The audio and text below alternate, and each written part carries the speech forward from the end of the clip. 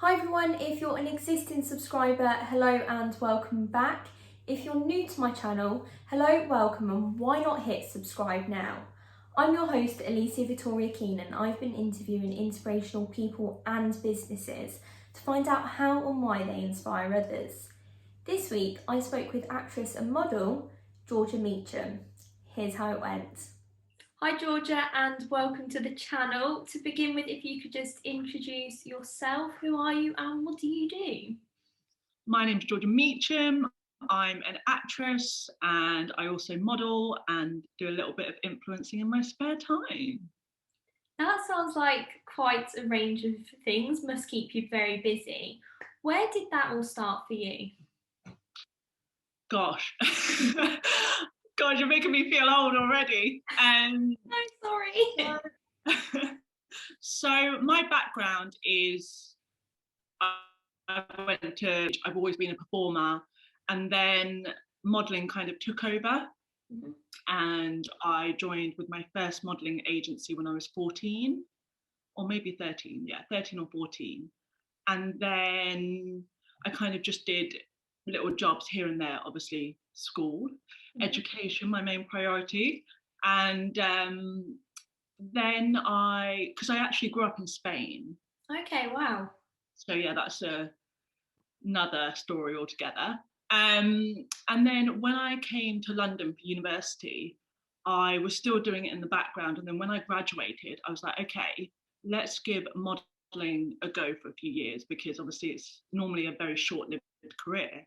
Mm-hmm. So you've kind of got to make the most of it when you can do it. So yeah, I was like, I'll do it for a year, and then a year became a few years, and then it became 6-7 years. And then a few years ago, I was like, okay, I want to get back to what I love, and that's acting. So yeah, that's kind of a little bit about my background. What did you study at university?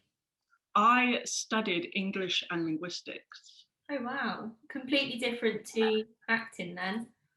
Yeah, I mean, obviously it kind of relates, because obviously literature relates to drama. So English is one of those subjects that is so wide and it links to so many things. I didn't know what I wanted to do, and I did really want to go to acting school and drama school, but my school was very much, you've got to do a real subject and study a real degree and whatever. So I thought, you know what, I'll do 3 years and then I can do whatever I want to do for the rest of my life. So I got in those 3 years, worked hard, and then, yeah, as I said, when I finished, I just kind of did what I wanted to do.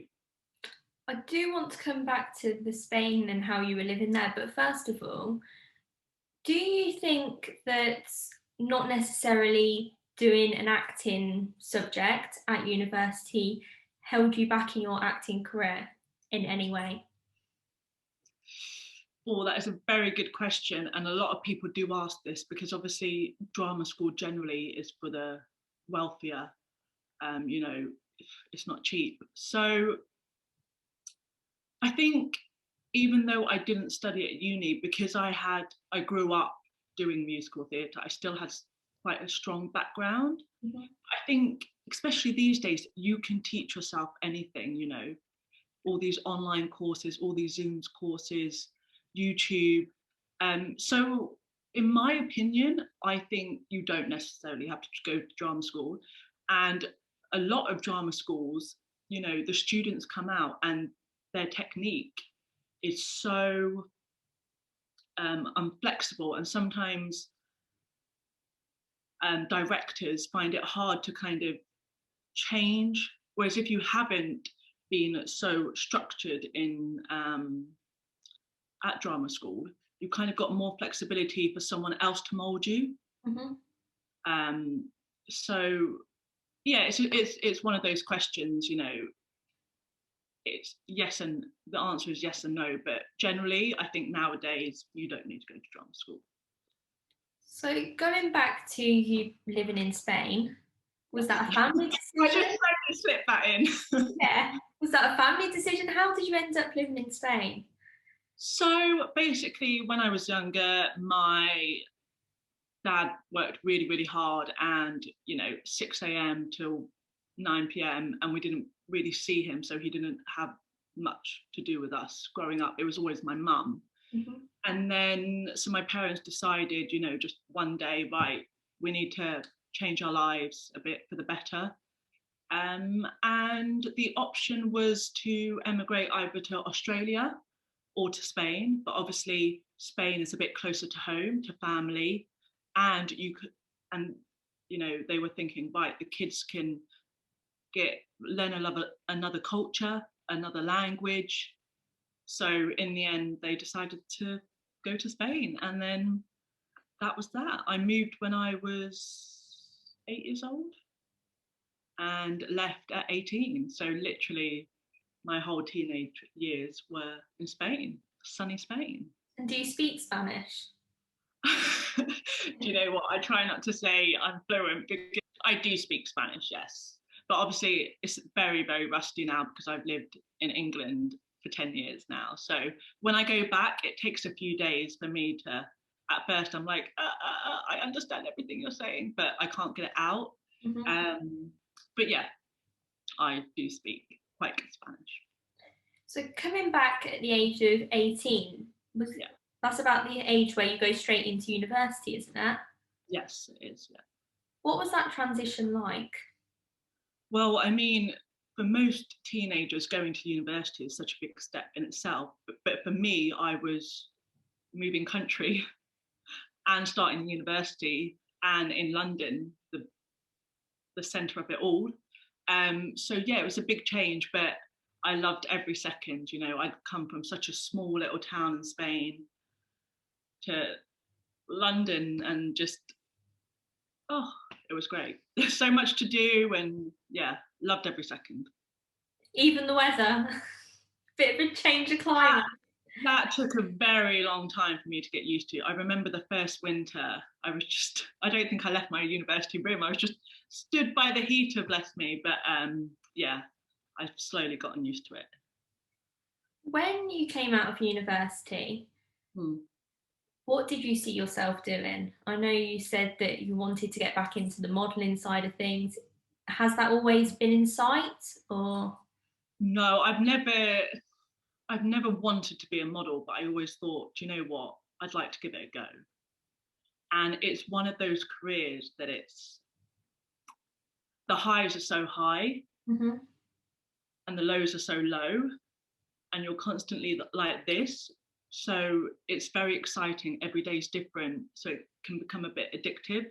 And I think a few years ago when I was quite comfortable and I wasn't really being challenged, that's when I knew that I needed to go back to something that brought me more life and, go back to my real passion, which is acting. So yeah, I loved every minute. And obviously it gave me so much life experience. I've been able to travel the world, and all of that just helps with acting. So I like to think I've kind of done the stages right, and modeling, you only get, as I said, it's such a short-lived career span. You might as well go for it when you're young, and yeah, dive into it.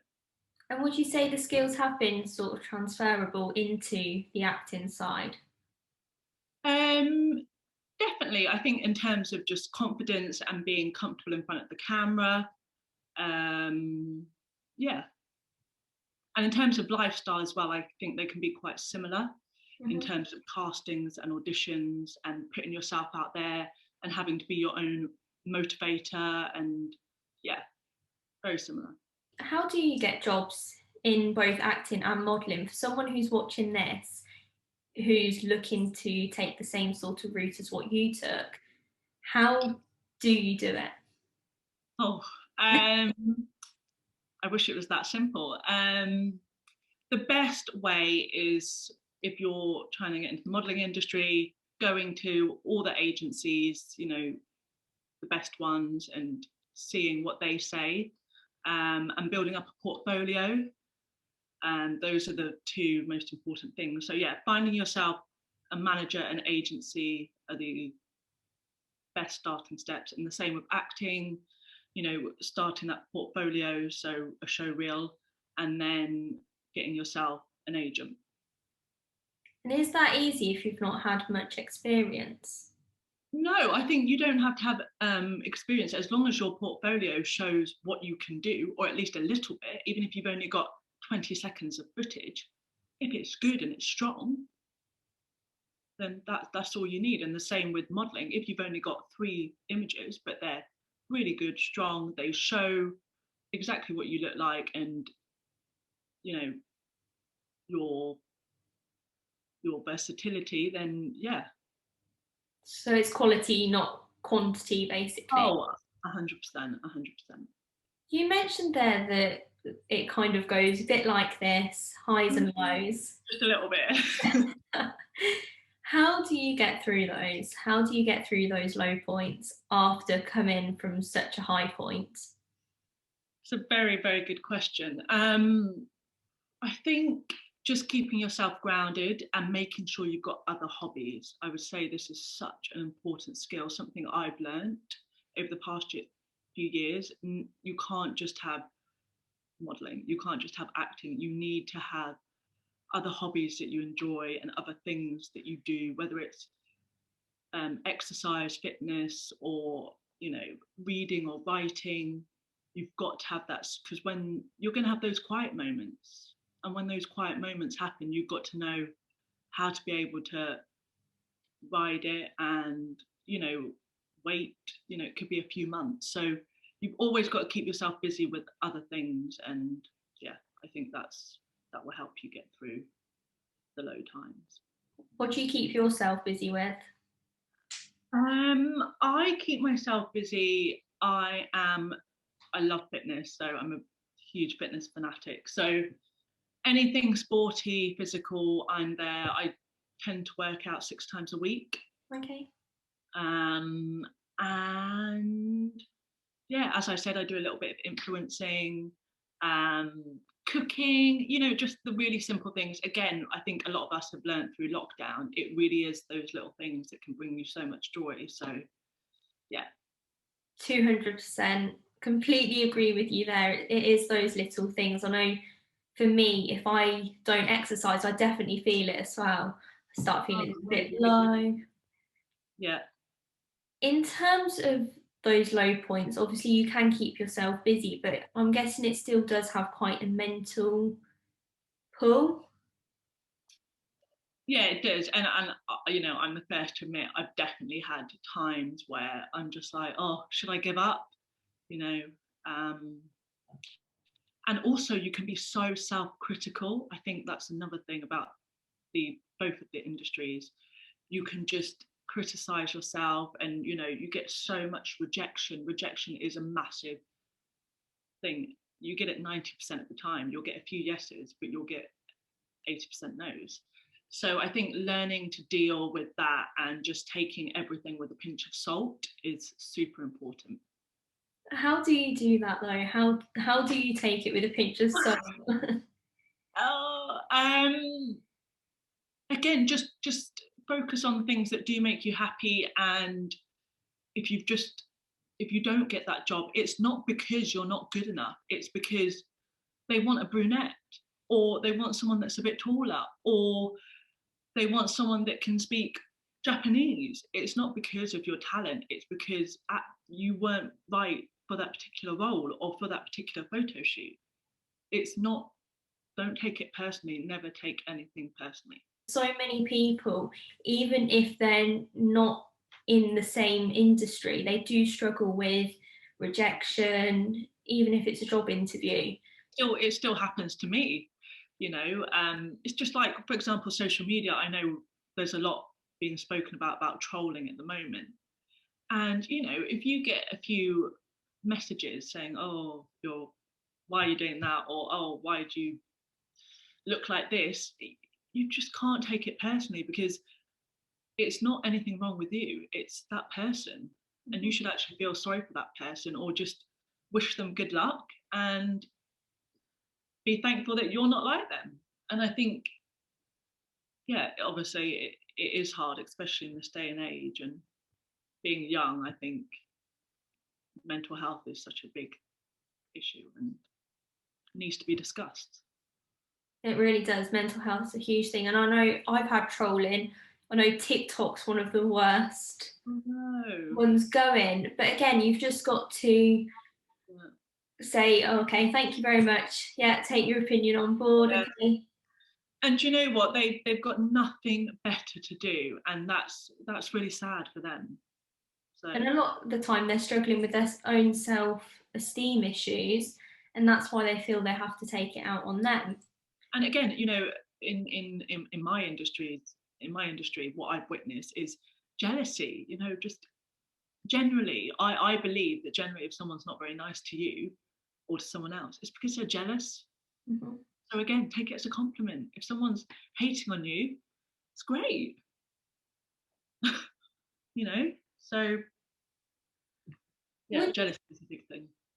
Would you say that having that mindset is something that's been embedded in you from a young age, maybe from your parents, supposed to someone who's not necessarily got as much support?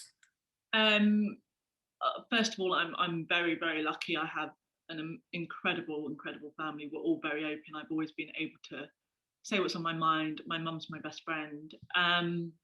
But also, I was it's such a typical model story, but I was bullied when I was growing up, and I think that I mean it changes a lot of people. It just makes you so strong, and I think for me that was the main turning point when I became stronger mentally.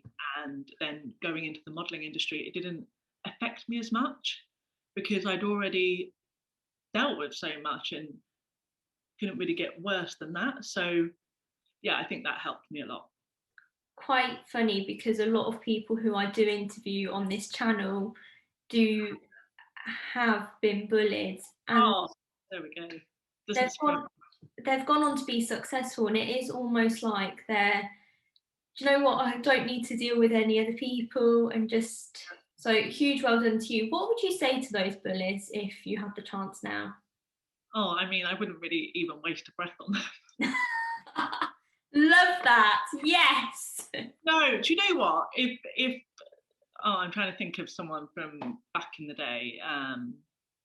If they messaged me and were like, "Oh, Georgia, how's it going? I see you're doing really well," or you know, one of those little messages.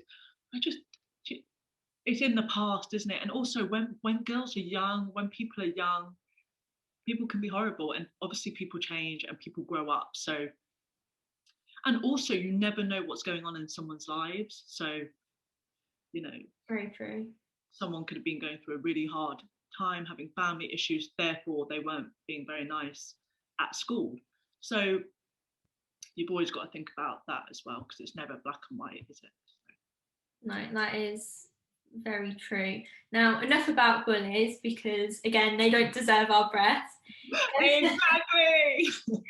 Going back to you, where do you see your career going from here? What are your next steps? Ooh.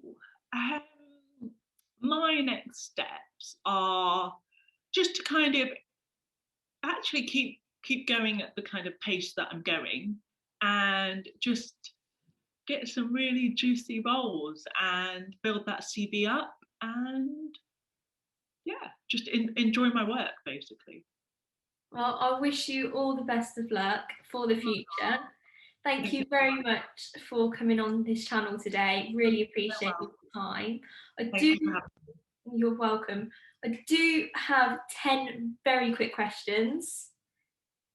me. Okay. Are you ready? I am ready.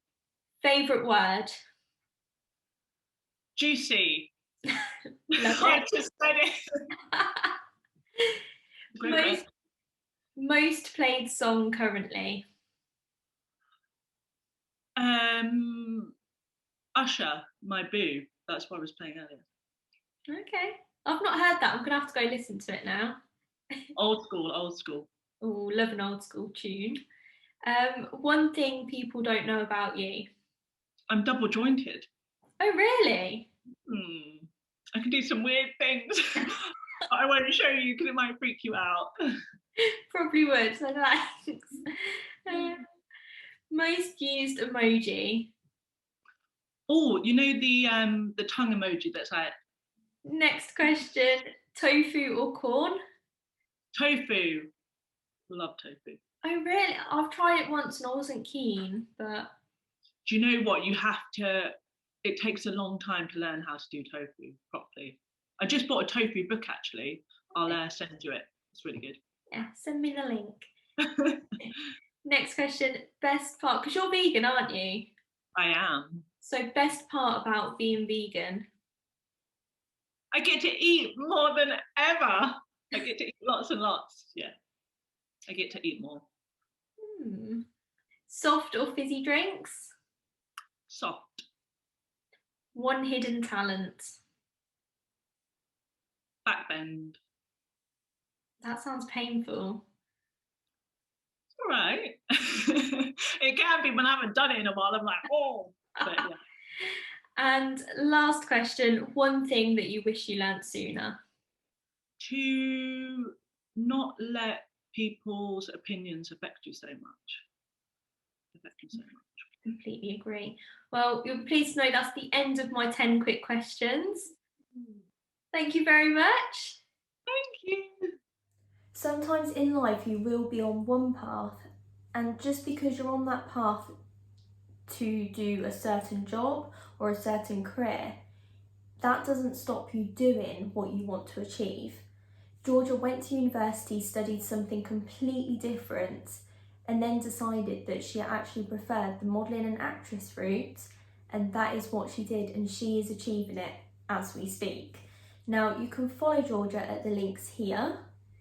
If you have someone that inspires you, comment below. I'm always so interested to find out who others find inspirational. Likewise, if you have an inspirational story to tell, comment below, drop me a message on social media, or even drop me an email. I'll be back here on Wednesday at 5 o'clock to inspire your story. See you then.